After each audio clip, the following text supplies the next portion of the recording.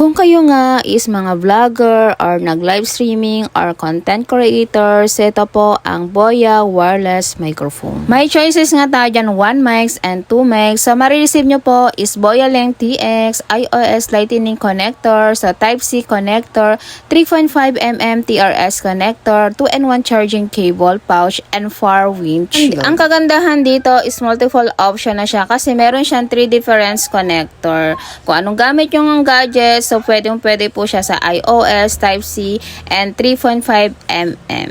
Madali lamang itong gamitin. So, ang pag-connect lamang nito is ilo-long press nyo lamang po siya para po mag-connect. So, hi guys! So, ito na po yung ating Boya wireless microphone. So, ito guys, i-share ko sa inyo ang ating Boya. So, ito po is matagal na po sa akin to. Na-check out ko po ito ng March 12, 2024. So, ngayon is October 3, 2025 na. So, maabot na po siya ng 1 year and 7 months na po. Okay? So, never pa siyang nasira. So, tumatagal po ito sa akin ng mga 6 hours po ha. So, tuloy-tuloy yung kanyang yung pagla-live ko. So, ginagamit ko po ito sa pagla-live ko. Kung kayo po is creator, mga vlogger, mga nagla-live streaming, very recommend po ang ating Boya wireless microphone. Ang kagandahan din kasi dito is naka-noise cancellation po siya. Okay?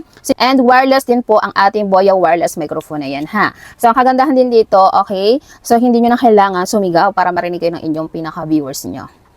So, ito guys ha, itatry natin. So, mag-open ako ng electric fan. So, maingay po kasi ang electric fan ha. So, naka-use tayo ng Boya ngayon ha. So, malakas ang ating electric fan. Kung gaano po ang pagkakaiba nila kapag hindi tayo gumamit ng wireless microphone na Boya. Okay? Tapos, pag gumamit tayo, ano ang pagkakaiba? So, ito po yung ating sounds po with electric fan. Gamit po yung Boya.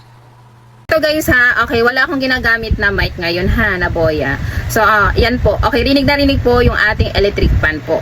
Okay, yung ugong ng electric fan.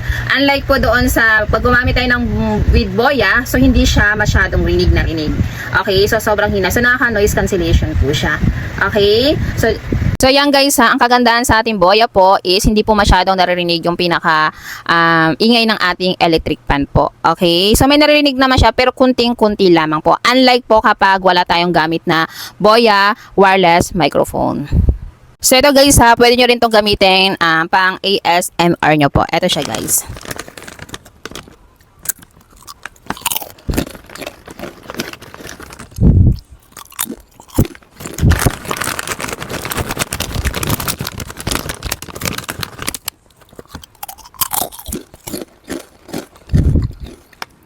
O, diba? Ayan. So, napakaganda ng ating Boya wireless microphone. Kung nagustuhan nyo mga madam, mga zis, mga content creator dyan, or mga vlogger po dyan, so ang link po is nasa screen ng ating video or nasa ating description ng ating video ito. Okay, so don't forget, applyan ng ating voucher para makalas po tayo. So, salamat po!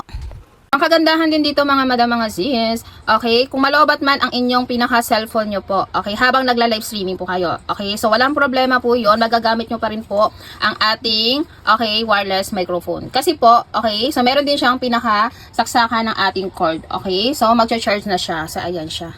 Ayan, magcha-charge po siya. Kaya continue pa rin po ang inyong pagla-live, okay, using ng ating Boya, okay? So, in case naman po malobat itong ating, okay, mic na ito, so pwede nyo rin itong i-charge habang ginagamit. Okay, ganun pong ginagamit ko, ginagawa. Kasi minsan, tumatagal ako ng 8 hours sa pagla-live, so ganun pong ginagawa ko.